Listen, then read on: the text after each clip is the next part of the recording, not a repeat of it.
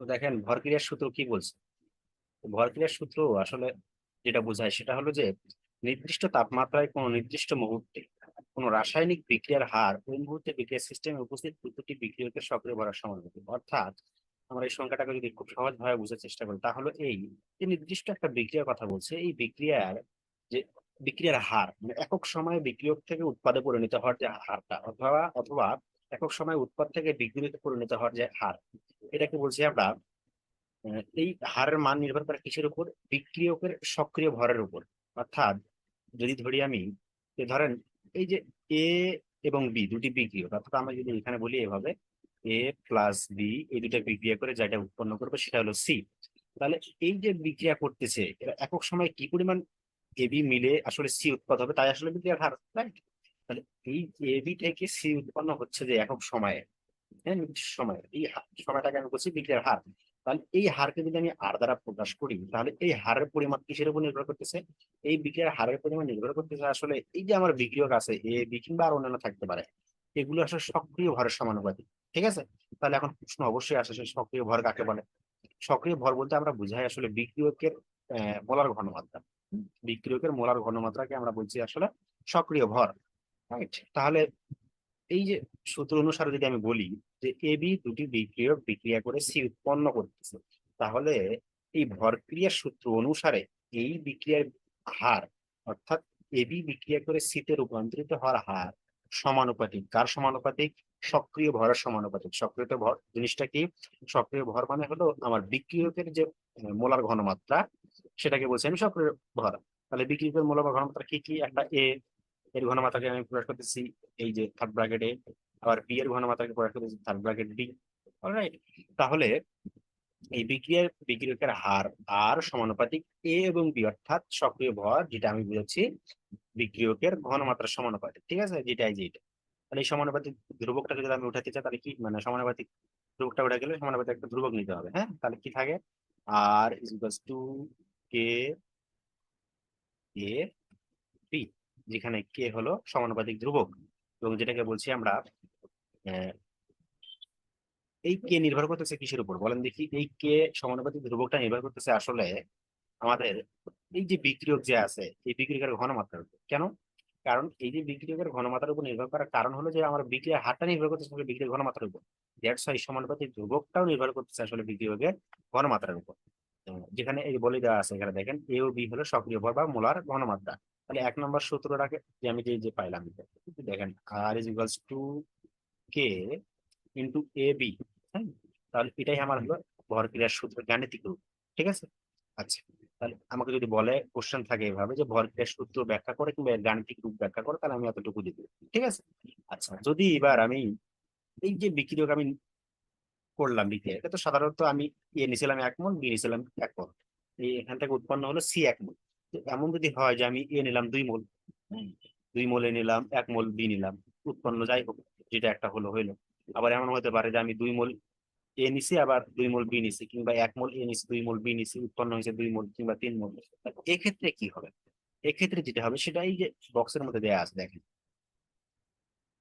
এই যে এখানে 2 মোল এ এবং 1 মোল বি বিক্রিয়া করেছে, বিক্রিয়া করে যেটা উৎপন্ন করে 2 মোল বি এর অর্থ কি? 2 মোল এর অর্থ হলো 1 মোলে প্লাস 1 মোলে প্লাস বি, মানে বিষয় বিক্রিয়াটা এমন দাঁড়ায় না? অবশ্যই এমন দাঁড়ায়। এবং বিক্রিয়া যে করতেছে, বিক্রিয়া করে এর তাহলে হারটা কি হবে? তো আমরা বিক্রিয়ার হার নির্ভর করে আসলে কিসের উপর? উৎপাদের উপর নাকি বিক্রিয়কের উপর? বিক্রিয়ার হার নির্ভর করতে আসলে বিক্রিয়ক। বিক্রিয়ক থেকে একক সময় যে পরিমাণ উৎপাদ উৎপন্ন হচ্ছে এটা আসলে আমার বিক্রিয়ার হার। তাহলে আমাদের সংজ্ঞায় ছিল বিক্রিয়ার হার সমানুপাতিক আমার বিক্রিয়কের মোলার ঘনমাত্রার সমানুপাতিক। মোলার ঘনমাত্রার সমানুপাতিক, তাহলে আমি কি বলতে পারি এখানে? যদি আমি আলাদা করে লিখি তাহলে মনে হচ্ছে যে এখানে তিনটা বিক্রিয়ক। তাহলে তিনটা বিক্রিয়ক লিখি আমরা এ এ বি।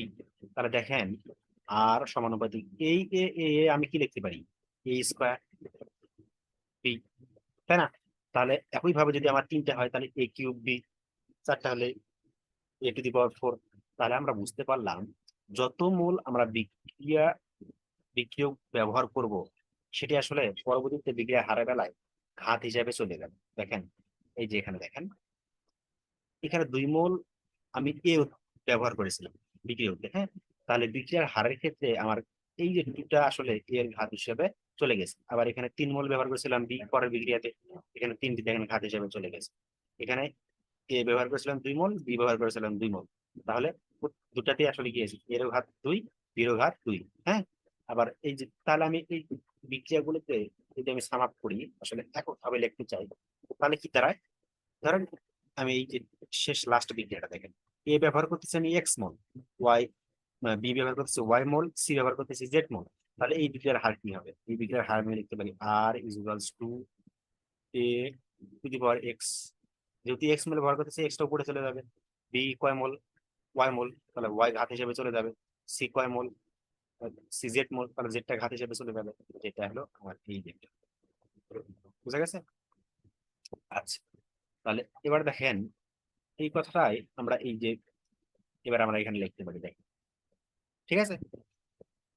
এই যে নির্দিষ্ট তাপমাত্রায় কোন নির্দিষ্ট মুহূর্তে কোন রাসায়নিক বিক্রিয়া বা গতিবেগের হার উপস্থিত পদার্থগুলোর মোলার ঘনমাত্রার সমানুপাতিক বা সক্রিয় ভরের সমানুপাতিক, এটাই আসলে গাণিতিক প্রমাণ বা ব্যাখ্যা। আপনাকে যদি বলা হয় যে ভরক্রিয়ার সূত্রের বিবৃতি এবং ব্যাখ্যা করো, অবশ্যই আপনাকে এভাবে ব্যাখ্যা করতে হবে, ঠিক আছে? এভাবে ব্যাখ্যা করলে আমরা আসলে মার্ক পাবো। তো এরপরে আসেন নেক্সট কোশ্চেন যেটা, সেটা হলো যে যদি আমাদের এবার কোশ্চেন থাকে যে ভরক্রিয়ার সূত্র হতে রাসায়নিক সাম্য অবস্থা বা রাসায়নিক সূত্রে যে আমাদের করতেছি, সেটা আসলে প্রতিপাদন করতে হবে। আমাদের ভরক্রিয়া সূত্রতে সাম্য অবস্থা সূত্র যা আছে, সেটা আমাকে প্রতিপাদন করতে হবে আছে, ঠিক আছে? তাহলে এখন দেখি আমরা সাম্য অবস্থা জিনিসটা কি। তো সাম্য অবস্থা জিনিসটা যদি আমি বলি, ধরেন এ প্লাস বি বিক্রিয়া করে যেটা উৎপন্ন করতেছে সেটা হলো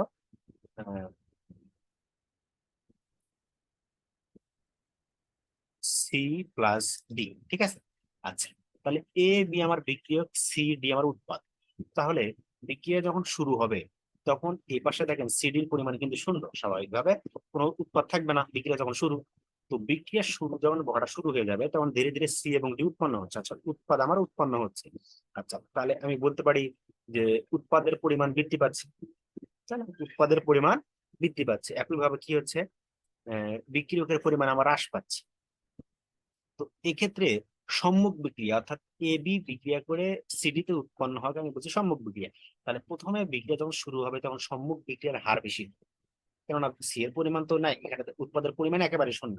তো একেবারে শূন্য হলে উৎপাদের পরিমাণ বেশি হবে না? স্বাভাবিকভাবে বিক্রিয়ার হার বেশি হবে। তাহলে সম্মুখ বিক্রিয়ার হার শুরুতে বেশি আছে। তাহলে কিছুক্ষণ পর যখন সি এর যথেষ্ট পরিমাণ উৎপন্ন হলো, তখন কি হবে? তখন সিডিও আবার বিক্রিয়া করে আসলে তার এবি অর্থাৎ আমার যে বিক্রিয়ক ছিল, এবি তে রূপান্তরিত হতে শুরু করবে, ঠিক আছে? তাহলে এই যে সিডি বিক্রিয়া করে আবার এডিবি এবিতে উৎপন্ন হচ্ছে, এটাকে আমি বলছি পশ্চাৎ বিক্রিয়া। এটাকে বলছি কি বলছি? পশ্চাৎ বিক্রিয়া। এই জন্য আমি এটাকে ডাবল টিক চিহ্ন দ্বারা প্রকাশ করি। তাহলে এটাকে বলছি আমি পশ্চাৎ বিক্রিয়া। এই পশ্চাৎ বিক্রিয়ার হার, এখানে একটা হার আছে। তাহলে প্রথমে বিক্রিয়া যখন শুরু হবে, তখন আসলে সম্মুখ বিক্রিয়ার হার বেশি হবে। একটা পর্যায়ে গিয়ে সম্মুখ বিক্রিয়ার হার ধীরে ধীরে হ্রাস পেতে থাকবে, পশ্চাৎ বিক্রিয়ার হার ধীরে ধীরে বৃদ্ধি পেতে থাকবে, ঠিক আছে? তো এইভাবে সম্মুখ বিক্রিয়ার হার বৃদ্ধি হ্রাস পেতে পেতে পশ্চাৎ বিক্রিয়ার হার বৃদ্ধি পেতে পেতে একটা সময় আসবে যখন সম্মুখ বিক্রিয়ার হার এবং পশ্চাৎ বিক্রিয়ার হার সমান হয়ে যাবে। তো সম্মুখ বিক্রিয়ার হার এবং পশ্চাৎ বিক্রিয়ার হার যখন সমান হয়ে যাবে, তখন বিক্রিয়াটাকে আমি বলছি সাম্য অবস্থা। তখন বাহ্যিক দৃষ্টি থেকে দেখে মনে হবে যে বিক্রিয়াটা থেমে গেছে, কিন্তু আসলে বিক্রিয়া থেমে যাবে না। বিক্রিয়ার অভ্যন্তরীণ যে ক্রিয়া সেটা চলতে থাকবে, কিন্তু বাহ্যিক দৃষ্টি থেকে দেখে মনে হবে আমার আসলে বিক্রিয়াটা শেষ হয়ে গেছে, ঠিক আছে? তাহলে একটা পর্যায়ে নির্দিষ্ট সময় কি হবে, সম্মুখ বিক্রিয়ার হার এবং পশ্চাৎ বিক্রিয়ার হার যখন সমান সমান হয়, তখন আমি বলছি ওই অবস্থাটাকে বলছি আমি আসলে সাম্যাবস্থা, ঠিক আছে? এখন আমাকে প্রমাণ করতে হবে যে এই যে সাম্যাবস্থার যে সূত্র, সেটা আসলে কোথা থেকে আসছে? ভর ক্রিয়া থেকে আমি প্রমাণ করবো, ঠিক আছে? এখন ধরি আমরা, দেখেন যে দুটি বিক্রিয়ক ধরলাম এ বি পরস্পর বিক্রিয়া করে সিডি উৎপন্ন করলো। তাহলে বিক্রিয়াটি উভয়মুখী, যে কথা আমি বললাম। এবং এই বিক্রিয়াটা আমার আবদ্ধ পাত্রে আমরা ঘটনা মানে সংঘটিত করতেছি। তাহলে শুরুতে এ বি এর ঘনমাত্রা ছিল সর্বাধিক স্বাভাবিকভাবে, এবং সিডি ঘনমাত্রা ছিল শূন্য। কিন্তু সময়ের সঙ্গে বৃদ্ধি পেতে পেতে অগ্রসরে, যে কথা আমি বললাম। তাহলে কি হবে, সম্মুখ বিক্রিয়ার হার ক্রমশ হ্রাস পেতে থাকবে, পশ্চাৎ বিক্রিয়ার হার ক্রমশ বৃদ্ধি পেতে থাকবে। আচ্ছা, তাহলে এখন যদি সম্মুখ বিক্রিয়ার হার কে আমি যদি আর 1 বলি, তাহলে কি হবে? আর 1 সমানুপাতিক এ ইন্টু বি, সম্মুখ বিক্রিয়ার হার। অলরাইট, তাহলে আর 1 সমান K1 এ বি, যেখানে আমার K1 বোঝাচ্ছে আমার সম্মুখবর্তী বিক্রিয়ার হার ধ্রুবক, সম্মুখবর্তী বিক্রিয়ার হার ধ্রুবক। আর এ তো আমার এ বিক্রিয়কের ঘনমাত্রা, বি বিক্রিয়কের ঘনমাত্রা।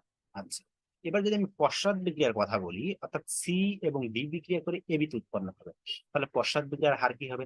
পশ্চাৎ বিক্রিয়ার হারকে যদি আমি R2 ধরি, R2 সমানুপাতিক সি এর ঘনমাত্রা গুণন ডি এর ঘনমাত্রা, তাহলে R2 equals to K2 C এর ঘনমাত্রা গুণন ডি এর ঘনমাত্রা, যেখানে K2 বুঝাচ্ছি আমি পশ্চাৎ বিক্রিয়ার হার ধরবো, তাহলে K1 দ্বারা বুঝাচ্ছি আমি সম্মুখ বিক্রিয়ার হার ধরবো, K2 দ্বারা বুঝাচ্ছি আমি পশ্চাৎ বিক্রিয়ার হার ধরবো। আর এখানে সি হচ্ছে আহ, উৎপাদ, যে আমার উৎপাদটা পাইলাম সে উৎপাদের ঘনমাত্রা, ডি আমার ওই উৎপাদের ঘনমাত্রা। তাহলে পশ্চাৎ বিক্রিয়ার হার এবং সম্মুখ বিক্রিয়ার হার আমরা বের করলাম। এবার আসেন, যদি আমি এই দুই সমীকরণকে, তাহলে আমরা জানি যখন বিক্রিয়া সাম্য অবস্থায় আছে, কি অবস্থায়? বিক্রিয়া সাম্য অবস্থায়, অর্থাৎ এ থেকে মানে বিক্রিয়ক থেকে উৎপাদ হওয়ার পরিমাণ হার এবং উৎপাদ থেকে বিক্রিয়কে পরিণত হওয়ার হার সমান, তাহলে বিক্রিয়ার হার যদি উৎপাদ এবং বিক্রিয়কের হার সমান হয়, তাহলে সেটা তো বলছি আমি সাম্য অবস্থা। তাহলে সম্মুখ বিক্রিয়ার হার এবং পশ্চাৎ বিক্রিয়ার হার যদি সমান হয়, তাহলে আমি কি লিখতে পারি না, R1 is equals two R2, যেখানে R1 দ্বারা আমি বুঝাচ্ছিলাম সম্মুখ বিক্রিয়ার হার, R2 দ্বারা বুঝাচ্ছি পশ্চাৎ বিক্রিয়ার হার। ঠিক আছে, তাহলে সাম্য অবস্থায় যেহেতু এদের মান সমান, আমি এটাকে সমান লিখতে পারি। আচ্ছা, সমান লিখলাম। লেখার পর দেখেন K1 কে আমি K2 দ্বারা ভাগ করলাম, এই K2টা এখানে ভাগ হয়ে আসলো, এবং এই যে এবি ছিল এটাকে আমি ডান পাশে পাঠা দিয়ে ভাগ করে দিলাম। তাহলে K1 ভাগ K2, K1 কি বোঝাচ্ছে? K1 বোঝাচ্ছে সম্মুখ বিক্রিয়ার হার ধ্রুবক, K2 কি বোঝাচ্ছে? পশ্চাৎ বিক্রিয়ার হার ধ্রুবক। তো K1 K2 দুটি ধ্রুবক, দুটি ধ্রুবকের গুণফল বা ভাগফল যাই বল, এটি আরেকটি ধ্রুবক। তাহলে দুটি ধ্রুবকের ভাগফল যদি ধ্রুবক হয়, সেটাকে আমি আলাদা আরেকটি ধ্রুবক নাম দিলাম, সেটা হলো শুধু কে। হ্যাঁ, তাহলে এই কে বোঝাচ্ছে আমার আরেকটি ধ্রুবক। ঠিক আছে, এবং এই ধ্রুবককে আমরা বলছি আসলে সাম্য ধ্রুবক বা সাম্যাঙ্ক, সাম্য ধ্রুবক বা সাম্যাঙ্ক। ঠিক আছে, বা ভরক্রিয়ার সূত্র ধ্রুবকও বলা হয়ে থাকে। তাহলে দেখেন, এই যে 2 নম্বর সমীকরণ সাম্যাবস্থার সূত্র বলা হয়, অর্থাৎ সমীকরণটি হলো সাম্যাবস্থার সূত্রের গাণিতিক রূপ। সাম্যাবস্থার সূত্রের গাণিতিক রূপ, ভরক্রিয়ার সূত্রে 2 নম্বর সমীকরণ প্রতিপাদন করা হলে একে ভরক্রিয়ার সূত্রের গাণিতিক রূপ বলা হয়। তাহলে বুঝতে পারলেন, যেটা আমরা বোঝাতে চাইলাম সেটা হলো যে সাম্যাবস্থার সূত্র আমরা প্রমাণ করলাম, সেটা হলো এই যেটা। ঠিক আছে, এটা আমার সাম্যাবস্থার সূত্র কোথা থেকে আসলো? আমরা ভরক্রিয়া সূত্র থেকে আসলে এই সাম্যাবস্থার সূত্রটা আমরা প্রমাণ করলাম, যেখানে কে দ্বারা বোঝাচ্ছে আসলে সাম্য ধ্রুবক। আচ্ছা, তাহলে একই ভাবে যদি এবার ঘাত বেশি হয়, মোল সংখ্যা আমি বেশি করি, তাহলে কি হবে? সেই বিক্রিয়াগুলো এখানে দেওয়া আছে, এগুলো আপনারা দেখে নেবেন, আসলে তাহলে বুঝতে পারবেন। আচ্ছা, এরপর যদি আমাকে কোশ্চেন করা হয় যে কেসি কেপির মধ্যে সম্পর্ক নির্ণয় করো, কি বলে যে কেসি কেপির মধ্যে সম্পর্ক নির্ণয় করো। আচ্ছা, কেসি কেপি জিনিসটা কি সেটা যদি আমি বোঝার চেষ্টা করি, তাহলে শুধু কে কি? শুধু কে ছিল আমার সাম্যধ্রুবক, তাই তো? তো তাহলে কেসি কি? আচ্ছা, কেসি জিনিসটা কি আর কেসি কি জিনিসটা কি? শুধু কে ছিল আমার সাম্যধ্রুবক, যেখানে উপরে ছিল উৎপাদের ঘনমাত্রা, নিচে ছিল বিক্রিয়কের ঘনমাত্রা। আচ্ছা, তাহলে কেসি দ্বারা বোঝাচ্ছে আসলে আমি এই যে ঘনমাত্রা গুলো ছিল, এই ঘনমাত্রা গুলোকে যদি আমি এবার আহ, মানে মোলার ঘনমাত্রা প্রকাশ করি, হ্যাঁ, মোলার ঘনমাত্রা প্রকাশ করি, তাহলে আমি সেটাকে বলছি কেসি কনসেন্ট্রেশন। হ্যাঁ, আর যদি এই নিয়ামক গুলাকে আমি যদি এবার আংশিক চাপে বা চাপে প্রকাশ করি, তখন সেটাকে বলছি আমি কেপি। ঠিক আছে, তো আমাকে বলছে আসলে কেসি এবং কেপির মধ্যে সম্পর্ক নির্ণয়। ঠিক আছে, আচ্ছা, তাহলে এবার ধরি আমি একটা বিক্রিয়া ধরি, যেখানে এ বিক্রিয়ক বি বিক্রিয়ক বিক্রিয়া করে সি এবং ডি উৎপন্ন করতেছে, যেখানে এ বিক্রিয়কের পরিমাণ স্মল এ মল, বি বিক্রিয়কের পরিমাণ স্মল বি মল, ডি, এটা সি হবে আসলে। হ্যাঁ, এটা আপনার একটু কারেকশন করে নিয়েন, এই এই ডিটা আসলে সি হবে। তাহলে সি উৎপাদের পরিমাণ স্মল সি মল, ডি উৎপাদের পরিমাণ স্মল ডি মল।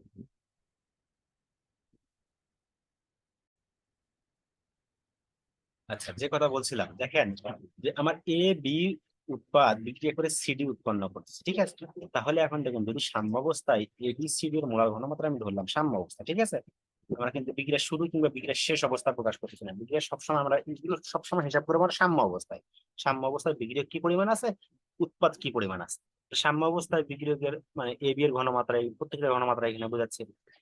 তাহলে সাম্য অবস্থায় সাম্য ধ্রুবক কে এর মান যদি বলি, আমি শুধু কে এর মান, তাহলে কি কি হবে? এ, সরি, শুধু কে এর মান হবে কে, এ কত মোল আছে, এ মোল, তাহলে স্মল এ।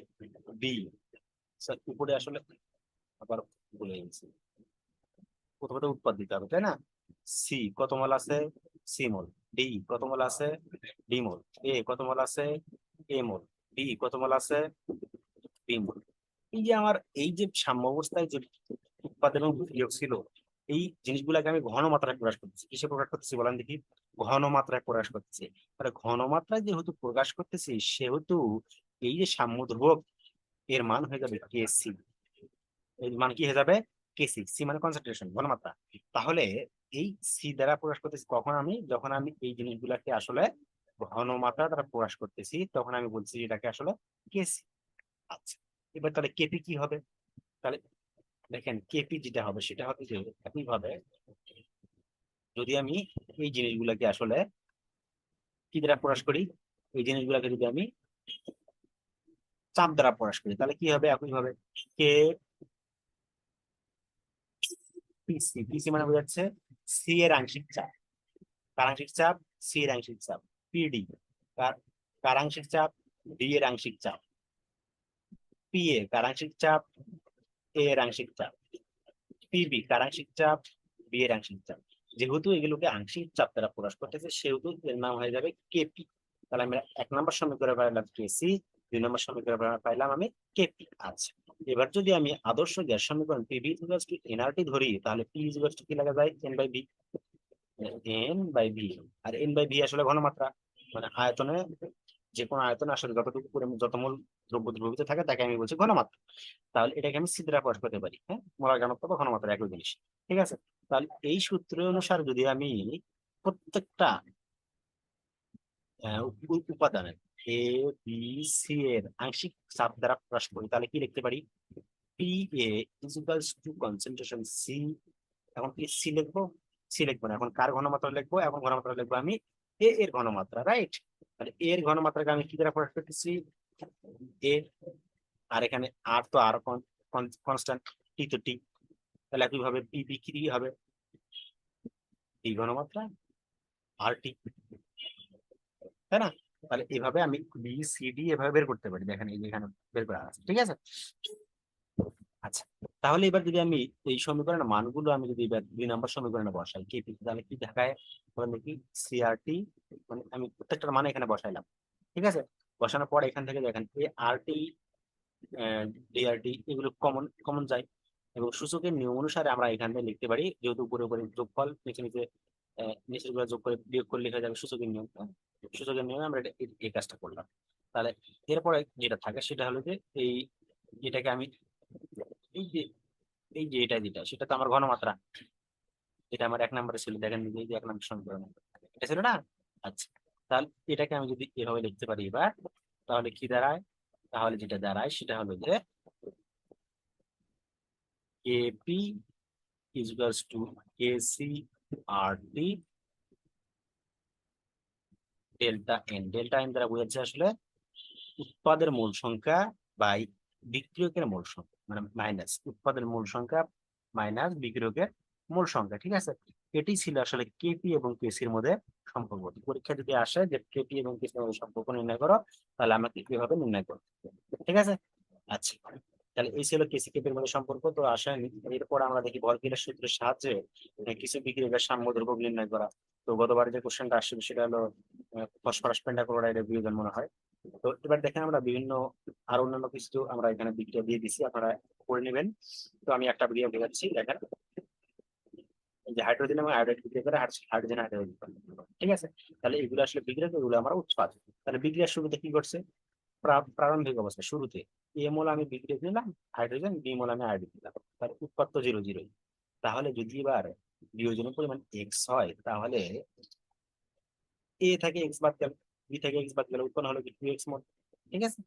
আচ্ছা, তাহলে এখন হাইড্রোজেন সাম্য অবস্থায় হাইড্রোজেনের পরিমাণ কত থাকলো বলেন দেখি, সাম্য অবস্থায় হাইড্রোজেনের মোল ঘনমাত্রা কত থাকলো, মোল সংখ্যা, সাম্য অবস্থায় মোল সংখ্যার পরিমাণ কত, এত মোল আছে, আয়তন কত, মোট আয়তন তো বি, তাহলে মোল সংখ্যা ভাগ বি, সাম্য অবস্থায় হাইড্রোজেনের ঘনমাত্রা এত, আর হাইড্রোজেন ঘনমাত্রা একই ভাবে এটা ভাগ বি, আর এবং হাইড্রোজেন হাইড্রোজেন ঘনমাত্রা এটা ভাগ বি, ঠিক আছে। আচ্ছা, তাহলে সাম্য ধ্রুবক কেপি, কেসি কত হবে? কেসি অবশ্যই উৎপাদের ঘনমাত্রা ডিভাইডেড বাই বিক্রিয়কের ঘনমাত্রা। ঠিক আছে, আচ্ছা তাহলে এটা দাঁড়ায় সেটা হলো যে এই যে দেখেন, আমি এই মানগুলো বসালাম, মানগুলো বসানোর পর এটাকে স্কোয়ার করে দিলাম এবং এটা তো এভাবেই ছিল। তাহলে এবার স্কোয়ার করে দেওয়ার পর কি করবো, আমি এই সমীকরণটাকে আসলে উল্টাই দিচ্ছি, মানে এটা এরকম যে 4x² by B square divided by A minus X B minus X by B square. তাহলে এখানে কি করা যায়, এটা এটা ক্যান্সেল হয়ে যাবে, তাই না? তাহলে উপরে কি থাকে, 4x² divided by A minus X B minus X, যেটা আমার কেসি। তাহলে একইভাবে আমি কেপি বের করতে পারি, তাই না? তাহলে কেপি বের করলে আমি যদি আংশিক চাপ দ্বারা প্রকাশ করি তাহলে আংশিক চাপ প্রকাশ করলাম, অথবা আমি যদি কেসি থেকে কেপি বের করতে পারি, আমরা দুইভাবেই আসলে বিক্রিয়াটা বের বের করতে পারি। তাহলে কেননা ওইভাবে বিক্রিয়া বের করতে গেলে আপনাকে আবার কেসি কেপির মধ্যে যে সম্পর্ক যেটা ছিল, হ্যাঁ, সেটা আসলে আর সাম্যাবস্থার মূল সংখ্যা তো দেওয়াই আছে। সাম্যাবস্থার মূল সংখ্যা কেন দেওয়া আছে দেখেন, সাম্যাবস্থা আমরা এই যে এটা মূল সংখ্যা, কোনটা সাম্যাবস্থার মূল সংখ্যার পরিমাণটা হলো আমার এই যে এটা, ঠিক আছে? সাম্যাবস্থার বিক্রিয়কের মূল সংখ্যা এটা যোগফল, এবং উৎপাদের সাম্য উৎপাদের পরিমাণ মূল সংখ্যা এটা, ঠিক আছে? আচ্ছা তাহলে মোট চাপ যদি পি হয় তাহলে পিএইচ মানে হাইড্রোজেনের আংশিক চাপ কত হবে, হাইড্রোজেনের মোল সংখ্যা ডিভাইডেড বাই মোট মোল সংখ্যা, ঠিক আছে? তাহলে একইভাবে হাইড্রোজেন আয়োডাইডের মোল সংখ্যা, আইসোজেন আয়োডাইডের মোল সংখ্যা, এভাবে আমরা মোল সংখ্যা না আসলে আংশিক চাপ বের হবে। আংশিক চাপ জিনিসটা কি, আংশিক চাপ আংশিক চাপ ইজ ইকুয়ালস টু মোল ভগ্নাংশ ভগ্নাংশ গুণন মোট চাপ। আংশিক চাপ ইজ ইকুয়ালস টু মোল ভগ্নাংশ, অর্থাৎ P1 is equals two x1 গুণন পি। এটাকে আমরা এভাবে লিখতে পারি, ওই জন্য আসলে এগুলো আসলে বোঝাচ্ছে আমার মূল ভগ্নাংশ, আর এটা বোঝাচ্ছে আমার আংশিক চাপ। মূল ভগ্নাংশ কাকে বলে, মূল ভগ্নাংশ হলো যার বের করবো তার মূল সংখ্যা ডিভাইডেড বাই মোট মোল সংখ্যা, মোট মোল সংখ্যা, বুঝা গেছে? আচ্ছা তাহলে আমি যখন প্রত্যেকটাকে আমি যখন আংশিক চাপে বের করলাম, তাহলে এই মানগুলো এখানে বসে দিলে আসলে আমি কেপি এর মানটাও পেয়ে যাবো, ঠিক আছে? আচ্ছা এখান থেকে আমরা এন এর মানও বের করতে পারি, শূন্য। এক্ষেত্রে কেপি এবং কেসি শূন্য হবে, মানে যদি কোনো বিক্রিয়ায় ডেল্টা এন অর্থাৎ উৎপাদের মোল সংখ্যা ডিভাইড মাইনাস বিক্রিয়কের মোল সংখ্যা যদি শূন্য হয়, সেক্ষেত্রে কেপি এবং কেসির মান সমান হয়ে যায়। আচ্ছা তো এর বিপরীত বিক্রিয়াটাও আছে, অর্থাৎ যদি আমার এই বিক্রিয়াটা যদি সম্মুখ বিক্রিয়া ঘটবে, যদি পশ্চাৎ বিক্রিয়া ঘটে, তাহলে সেক্ষেত্রে কেপি কেসির মান কত হবে, সেটা আমার এই যে এটা এই 2 নম্বরটা, যে হাইড্রোজেন আয়োডাইডের বিয়োজন। তো একইভাবে আমরা আরো কিছু কোশ্চেন এখানে দেখতে পাই, অ্যামোনিয়ার সংশ্লেষণ, হ্যাঁ, নাইট্রোজেন হাইড্রোজেন বিক্রিয়া করে আসলে অ্যামোনিয়া উৎপন্ন হয়, এই সংশ্লেষণটা আমরা দেখতে পারি এখান থেকে। আবার আরো যেটা আছে সেটা হলো যে নাইট্রোজেনের নাইট্রোজেন যেটা অক্সাইডের বিয়োজন, হ্যাঁ, এটা আপনারা পড়ে নেবেন। তো এগুলো আসলে গুরুত্বপূর্ণ, আপনারা একটু পড়ে নেন, আসলে পড়লে পারবে। তো এবার লাস্ট যে বিষয়টা নিয়ে আলোচনা করবো সেটা হলো যে লাসাতেলের নীতি। তো লাসাতেলের নীতি কি বলছে দেখেন, সাম্য অবস্থায় আছে এরূপ কোন সিস্টেমের সাম্য অবস্থা নিয়ন্ত্রণকারী শর্ত বা নিয়ামক গুলো, নিয়ামক বলতে বোঝাচ্ছে চাপ তাপ ঘনমাত্রা, এগুলো আসলে সাম্য নিয়ামক হচ্ছে। যে কোনো একটি পরিবর্তন ঘটলে সিস্টেম নিজে থেকে এমন ভাবে বিন্যস্ত করার চেষ্টা করে যাতে ওই পরিবর্তনের প্রভাব প্রদর্শন দূর হয়। অর্থাৎ যে আমার কোনো বিক্রিয়া যে শুরু হইলো, এখন সাম্যাবস্থায় বিক্রিয়াটা আছে মনে করে, এখন এই বিক্রিয়া যদি কোনো নিয়ামক পরিবর্তন হয়, অর্থাৎ চাপ পরিবর্তন হয় কিংবা তাপ পরিবর্তন হয় কিংবা ঘনমাত্রা পরিবর্তন হয়, তাহলে কি হবে, বিক্রিয়াটা আবার নতুন করে সাম্যাবস্থা যাওয়ার চেষ্টা করবে। এখন এই যে সাম্যাবস্থা যাওয়ার যে চেষ্টা করলো সেটাই আসলে আমি বলছি লাসাতে লেভেল, ঠিক আছে? আচ্ছা তাহলে এই লাসাতেলের নীতিকে আসলে আমরা সচল সাম্যাবস্থা নীতি আমরা বলতে পারি, ঠিক আছে? এখন দেখেন এই যে লাসাতেলের নীতি, এর কিছু প্রভাব আছে, যেমন তাপমাত্রার উপর প্রভাব কি করতে পারে, চাপের উপর প্রভাব কি করতে পারে, ঘনমাত্রার উপর প্রভাব কি করতে পারে। সবচেয়ে গুরুত্বপূর্ণ যেটা আসলে সেটা হলো যে চাপের উপর প্রভাব এবং তাপমাত্রার উপর প্রভাব। তো দেখেন প্রথমে আমরা পড়ি যে আসলে চাপের উপর প্রভাব জিনিসটা, তাহলে দেখেন চাপ বৃদ্ধি জনিত ফলাফল কিভাবে আহ, এই বিক্রিয়াটা ঘটে সেটা আমরা দেখি। স্থির তাপমাত্রায় উভয়মুখী বিক্রিয়ার সাম্য অবস্থায় চাপ বৃদ্ধি করলে বিক্রিয়াটি সেই দিকে বেশি সংঘটিত হবে যেদিকে আয়তন সংখ্যা বা অন্য সংখ্যা হ্রাস পায়। অন্যভাবে বলা যায় যে স্থির তাপমাত্রার চাপ বৃদ্ধি পেলে উভয়নিষ্ঠ বিক্রিয়ার সাম্যাবস্থা সেদিকে সরে যায় যেদিকে বিক্রিয়ার আয়তন তথা অণু সংখ্যা হ্রাস পাবে। অর্থাৎ এই যে আমরা একটি উদাহরণ দেওয়ার চেষ্টা করি, উদাহরণ দিলে খুব সহজে বোঝা যাবে। দেখেন এই যে অ্যামোনিয়ার বিক্রিয়ায় বিক্রিয়কের মোল সংখ্যা কত, বিক্রিয়কের মোল সংখ্যা এখানে দেখেন 3 আর 4 মোল। উৎপাদের মোল সংখ্যা কত বলেন দেখি, উৎপাদের মোল সংখ্যা 2 মোল। তাহলে বিক্রিয়কের পরিমাণ আসলে বেশি, বিক্রিয়কের পরিমাণ বেশি, উৎপাদের মূল সংখ্যা পরিমাণ কম। তাহলে এখন যদি আমি সাম্য অবস্থায় থাকা অবস্থায় বিক্রিয়াকে যদি আমি কি দেই, চাপ দিই, তাহলে বিক্রিয়া যদি আমি চাপ প্রয়োগ করি তাহলে কি ঘটবে, যেহেতু উৎপাদে মূল সংখ্যা কম, সেহেতু বিক্রিয়া আসলে সম্মুখ দিকে ঘটবে, অর্থাৎ উৎপাদের পরিমাণ বৃদ্ধি করবে। ঠিক আছে, উৎপাদের পরিমাণ আসলে বৃদ্ধি করবে। এবার যদি আমি চাপ হ্রাস করি, চাপ যদি এবার হ্রাস করি তাহলে কি ঘটবে, চাপ হ্রাস করলে আসলে এবার যা ঘটবে তা হলো যেদিকে আসলে মূল সংখ্যা বেশি সেদিকে যাবে। এখন বলেন দেখি মূল সংখ্যা কোন দিকে বেশি, অবশ্যই মূল সংখ্যা আসলে বিকিরকের দিকে বেশি। দ্যাটস হয় এবার যদি আমি চাপ হ্রাস করে সাম্য অবস্থায় বিক্রিয়া কি ঘটবে, পশ্চাৎমুখী বিক্রিয়া ঘটবে, অর্থাৎ মূল সংখ্যা মানে বিকিরকের সংখ্যার পরিমাণ আসলে বৃদ্ধি করবে। ঠিক আছে, তাহলে আমরা বুঝতে পারলাম যে কোন বিক্রিয়া চাপ নির্ভর করবে কিসের উপর, যদি বিক্রিয়ার আসলে মূল সংখ্যার পার্থক্য থাকে, অর্থাৎ বিক্রিয়ক এবং উৎপাদনের মূল সংখ্যার যদি পার্থক্য থাকে তাহলে কি করছে, তাহলে আসলে চাপের প্রভাব খাটায়। তাহলে চাপ কোন দিকে যাবে, বিক্রিয়ার সাম্যাবস্থায় যে কোনো দিকে যার মূল সংখ্যা কম সেদিকে আসলে বিক্রিয়া চলে যাবে, মানে বিক্রিয়া সেদিকে আসলে ঘটবে। এবং যার মূল সংখ্যা বেশি সেদিকে বিক্রিয়া আসলে পশ্চাৎমুখী বিক্রিয়া ঘটবে। চাপ বৃদ্ধি করলে বিক্রিয়া যেদিকে কম সেদিকে ঘটবে, চাপ হ্রাস করলে বিক্রিয়া মূল সংখ্যা যেদিকে কম সেদিকে ঘটবে। ঠিক আছে, আচ্ছা।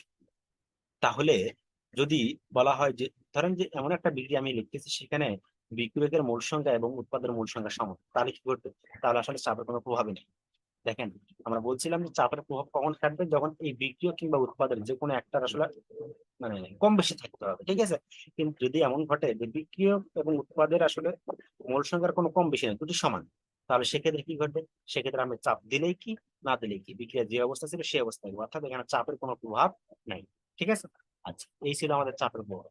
তাহলে এবার যদি এখানে নির্দিষ্ট কিছু উদাহরণ দেওয়া আছে, দেখেন এই যে বিক্রিয়ক কিছু দেওয়া আছে, এই যে এগুলো এগুলো আপনারা দেখে নিন।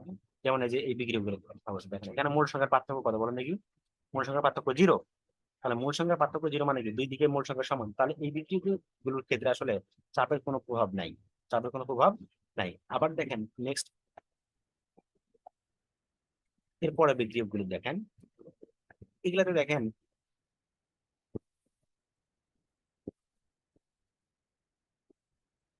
এই যে দেখেন, এবার কি করছে, এবার আসলে এই বিক্রিয়কে উৎপাদের পরিমাণ কিন্তু বেশি এবং বিক্রিয়কের পরিমাণ কম, তাই না? আবার একইভাবে এখানে উৎপাদের পরিমাণ বেশি, বিক্রিয়কের পরিমাণ কম, ঠিক একইভাবে।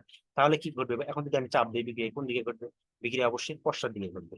বিক্রিয়া অবশ্যই কোন দিকে ঘটবে, পশ্চাৎ দিকে ঘটবে। চাপ বৃদ্ধি করলে সেদিকেই বিক্রিয়া যাবে যেদিকে আসলে মূল সংখ্যা কম। এবার যদি আমি চাপ হ্রাস করি সেদিকে কোন দিকে যাবে, যেদিকে মূল সংখ্যা আসলে বেশি। ঠিক আছে, আচ্ছা। তাহলে একইভাবে এখানে কিছু উদাহরণ দেওয়া আছে, দেখেন এখানে দেখেন উৎপাদের পরিমাণ কিন্তু কম এবার, আবার বিক্রিয়কের পরিমাণ এখানে বেশি। তাহলে উৎপাদের পরিমাণ যদি বেশি কম হয় এবং বিক্রিয়কের পরিমাণ যদি বেশি হয়, এবার যদি আমি চাপ দিই কি ঘটবে, চাপ দিলে এবার আসলে বিক্রিয়কের পরিমাণ বৃদ্ধি পাবে, অর্থাৎ বিক্রিয়ার সম্মুখ দিকে ঘটবে, কেননা এখানে আসলে মূল সংখ্যা কম। ঠিক আছে, আচ্ছা।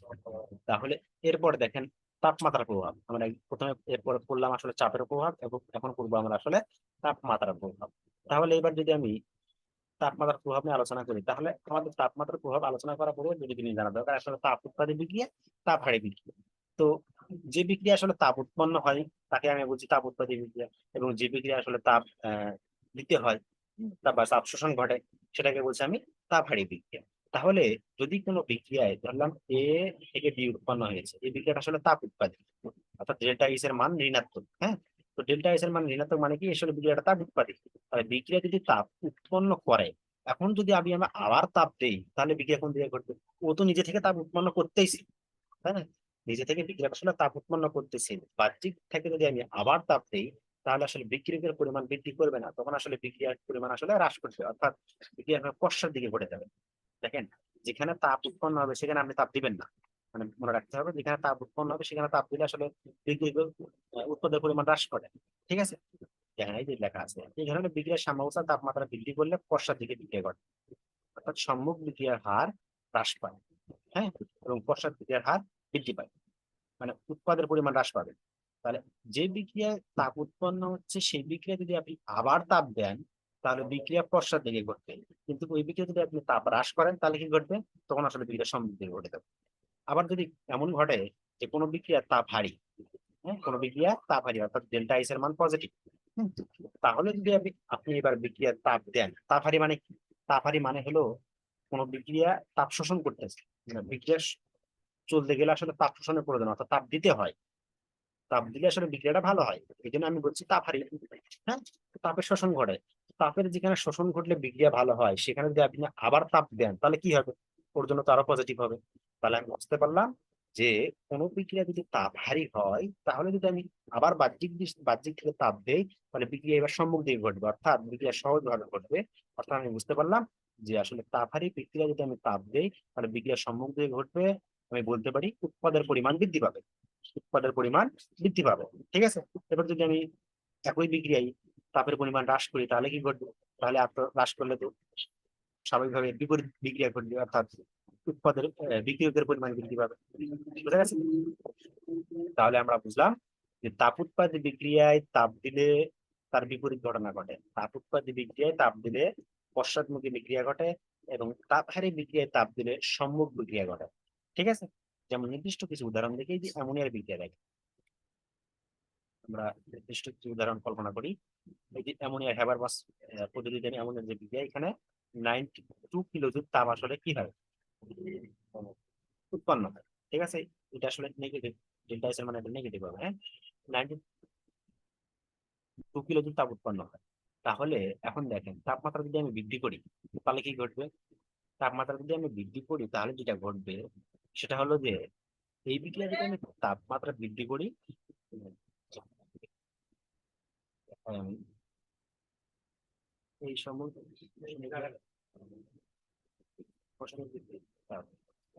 আচ্ছা, তাহলে এবার যদি আমি বিক্রিয়া তাপ উৎপন্ন করি, মানে তাপ উৎপন্ন তো হচ্ছেই, এবার যদি আমি বাহ্যিক থেকে তাপ দিই তাহলে কি ঘটবে?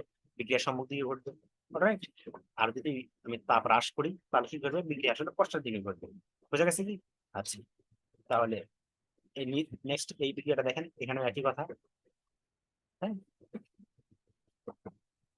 এই যে আরো কিছু উদাহরণ দেওয়া আছে।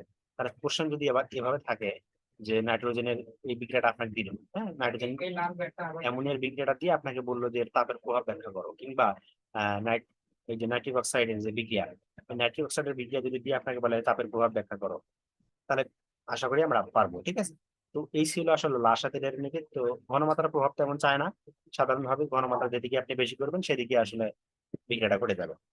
তো এই ছিল লাসা তেলের নীতি। তো আমরা এতক্ষণ যে নিয়ে আলোচনা করলাম সেটি হলো যে